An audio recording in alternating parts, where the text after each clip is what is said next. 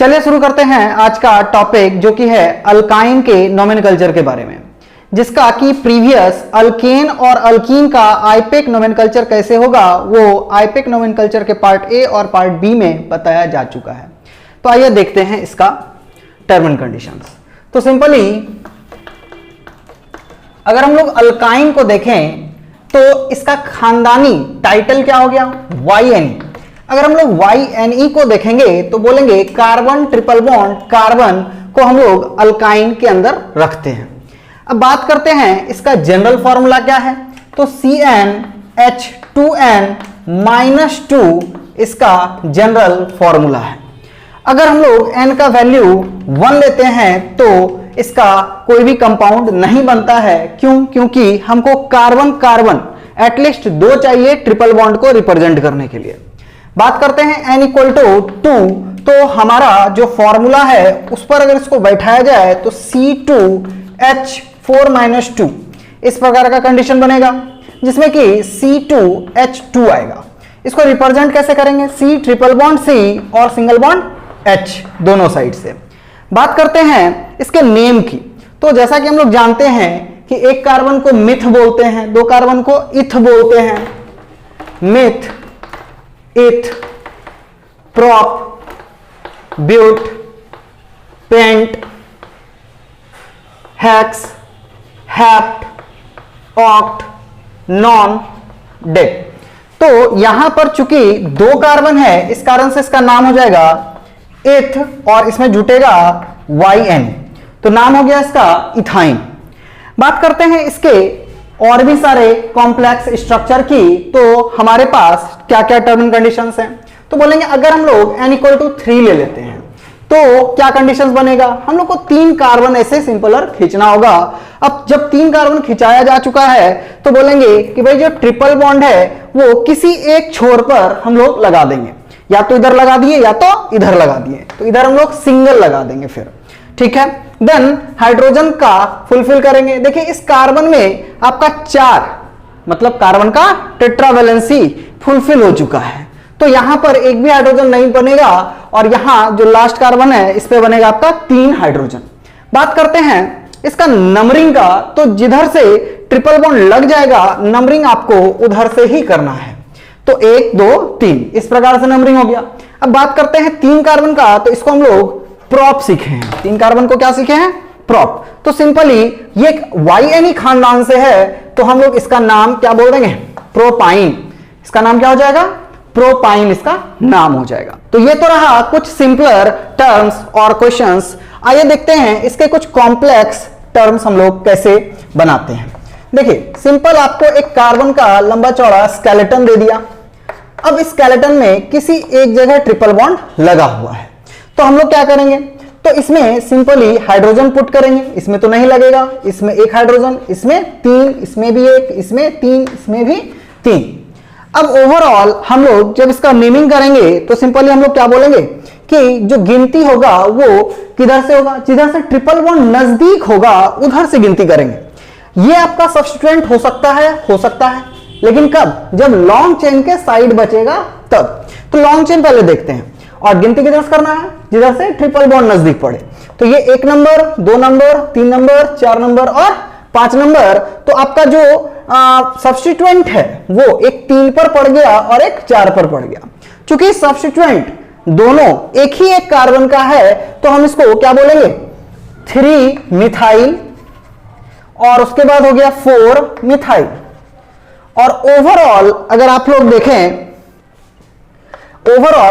देखें तो हम बोलेंगे कि भाई 5 कार्बन है, तो 5 कार्बन को बोलते हैं पेंट। अब इसके साथ जुटेगा क्या आपका YNE। क्यों भाई, ट्रिपल बॉन्ड लगा है और ये ट्रिपल बॉन्ड के लिए YNE रिप्रेजेंट किया जाता है, खानदानी रूल है ये। तो यहां पर अगर आप देखेंगे तो इसमें हम लोग कॉमन क्या ले सकते हैं, तो इसको बोल सकते हैं 3,4 डाइमिथाइल, बिल्कुल बोल सकते हैं। ये आपका 3,4 डाइमिथाइल लिखाया जा सकता है। और बचा आपका पेंट YNE, पेंटाइन। तो 3,4 डाइमिथाइल पेंटाइन। अब इसमें बीच में कॉमा कर दीजिएगा, डैश कर दीजिएगा, तो ये हो गया आपका एक नाम। इससे और ज्यादा कॉम्प्लेक्स स्ट्रक्चर अगर हम लोग लें तो क्या उसका नेमिंग होता है, जो कि आईपेक के अकॉर्डिंग है। याद रखिएगा, आईपेक नोमेनक्लेचर के अकॉर्डिंग जब भी नाम होता है तो नाम के अंत में इन, इन, आइन ये सब लगता है, ठीक है। फंक्शनल ग्रुप के साथ में भी ये कंडीशंस अप्लाई होंगे। बात करते हैं इसके और ज्यादा कॉम्प्लेक्स स्ट्रक्चर की, तो हम लोग सिंपल बोलेंगे कि भाई कार्बन का एक हम फिर से लंबा चौड़ा स्केलेटन ले लेते हैं। ये रहा कार्बन का एक लंबा चौड़ा स्केलेटन। अब बात करते हैं इसके नोमेनक्लेचर की, तो देखते हैं इसका नोमेनक्लेचर कैसे हो सकता है। तो सबसे पहले हमने क्या किया, एक ट्रिपल बॉन्ड लगा दिया। अब हाइड्रोजन फुलफिल करने की बारी आई, तो यहां पर हमने एक हाइड्रोजन दे दिया। यहां पर हाइड्रोजन नहीं लगेगा क्योंकि इस कार्बन का 4 हाथ फुलफिल्ड है। देन यहां पर एक हाइड्रोजन H2, H3, H2, 3, यहां पर भी 3, यहां पर भी 3, और इस कार्बन का तो फुलफिल है ही। बात करते हैं कि भाई इसका हम लोग गिनती कहां से करेंगे। अगेन इस रूल के अकॉर्डिंग इधर से ट्रिपल बॉन्ड नजदीक होगा, उधर से गिनती करेंगे। तो ये रहा 1 नंबर, 2 नंबर, 3 नंबर। अब यहां से हम 4, 5 भी जा सकते हैं, 4, 5 भी जा सकते हैं, 4, 5, 6 भी जा सकते हैं। तो याद रखिएगा आपको लॉन्ग चेन को प्रायोरिटी देना होता है। तो हम लोग यहां पर 4, 5 और 6 इस प्रकार से चल गए। तो बच क्या गया, ये बच गया, ये बच गया और ये बच गया। तो दीज आर द सब्स्टिट्यूएंट्स। इनको हम क्या बोलेंगे, सब्स्टिट्यूएंट्स बोलेंगे।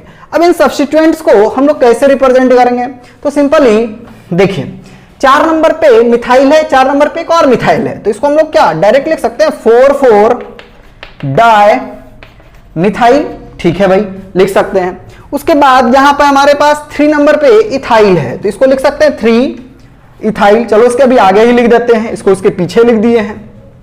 ओवरऑल हमारे पास 6 कार्बन है, तो 6 कार्बन को हम लोग हेक्स बोलेंगे। और अगेन वही बात, खानदानी नियम, YNE खानदान से है तो इसमें लगा देंगे YNE, ये हो गया आपका हेक्साइन। अब बात करते हैं कि ये सही है, तो बोलेंगे नहीं, ये अभी भी गलत है। क्या गलती की है इसमें, तो जब आपका ये पूरा का पूरा हो जाएगा तो इसमें 2 चीज याद रखना है। इसको कहते हैं रूट, इसको कहते हैं रूट, और ये है सब्स्टिट्यूएंट।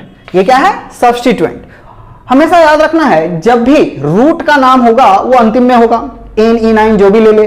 और जब भी सब्स्टिट्यूएंट का नाम आपको करेंगे तो सब्स्टिट्यूएंट अल्फाबेटिकल अरेंजमेंट को फॉलो करेगा। तो ध्यान से देखिए यहां पर ई और डी में ABCD, ABCDEF के अकॉर्डिंग अगर हम लोग देखें तो पहले कौन आता है, तो पहले ये आता है, फिर ये आता है, पहले डी आएगा फिर ई आएगा। तो बोलेंगे इसका नाम होगा 4,4 डाई मिथाइल, और ये हो गया 3 इथाइल, और ये हो गया हेक्स आइन। ये करेक्ट हो गया, ये पूरी तरह से करेक्ट हो गया। बाकी आप और ज्यादा कॉम्प्लेक्स कंपाउंड को भी इस तरीका से बना सकते हैं।